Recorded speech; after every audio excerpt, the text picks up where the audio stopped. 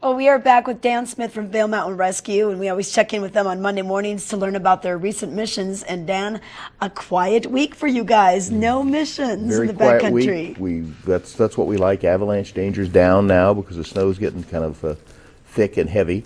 We were doing trainings. This last week was avalanche. We did some classroom on Wednesday night, and then we did a whole day exercise Saturday down at Meadow Mountain. Now, you don't have to go far to train for avalanche. We have our own little private avalanche right up in the trees above Meadow Mountain. So we bury things and people have to go find them. And then the slides we've got here are winter technical, which is a little bit different. Once you found somebody in avalanche, how do you get them out? Now, if they're right next to a road or something, that's great, but most times they're not. So if they're in the middle of the avalanche field, how do you get them down? So we have a sled. This is a carbon fiber mountain sled, so it's got handles on it, so you can actually ski with it. It's about $5,000. It's not a cheap piece of equipment, but the practice is how do you then anchor it? You have no trees in the center of an avalanche to tie anything to. So you basically take a couple of pairs of skis, bury them in the snow, run some webbing out, hook your rope to that, and lower it down on the rope. It's very simple, but you have to rehearse it.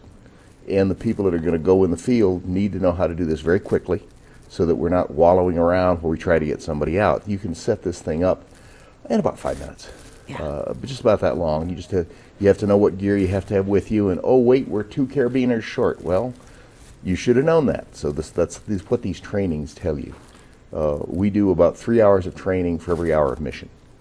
Wow, that's amazing. That's actually a little short. If you go by military standards, it's about 7 hours of training for every hour of mission. We're in a little bit different. We're not carrying things that go bang. But that training saves you so much time in the field.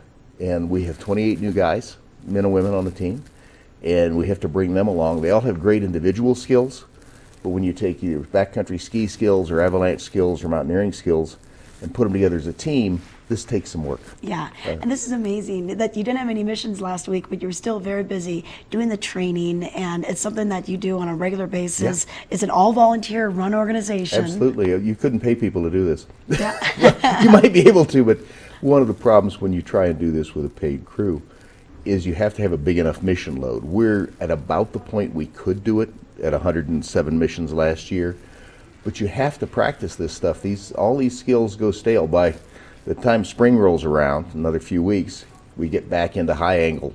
Well, I've been doing this 15 years, and I know there are 3 knots I've forgotten how to tie. Yeah. Because I haven't tied them all winter. So now I sit watching TV, and I have a rope on my lap, and during the commercials, I tie knots. Okay. And that's what most people do. So they're all very perishable skills. Beacon skills are incredibly perishable. You'll lose them over the summer. So we have a whole box of old beacons that they transmit, but they're old technology. Everybody takes one home, throws it in their front yard, and then how can I find my beacon? How quick can I get to my beacon? Okay. And so they're practicing perishable skills is what we do when we don't have any missions. All right, and you don't charge for your missions, and we're going to talk to the Friends of Vail Mountain Rescue when we come back, so we'll learn a little bit more about the fundraising side of Vail Mountain Rescue. Hopefully you won't need them when you're out there on the trail, maybe snowshoeing or that kind of thing, but it's always good to know that they're there. You can learn more at vailmountainrescue.org. We have Mark Sassy standing by with weather, cloud cover moving in, warm temperatures this morning. What does that mean for the weather? Hopefully snow. Stay tuned.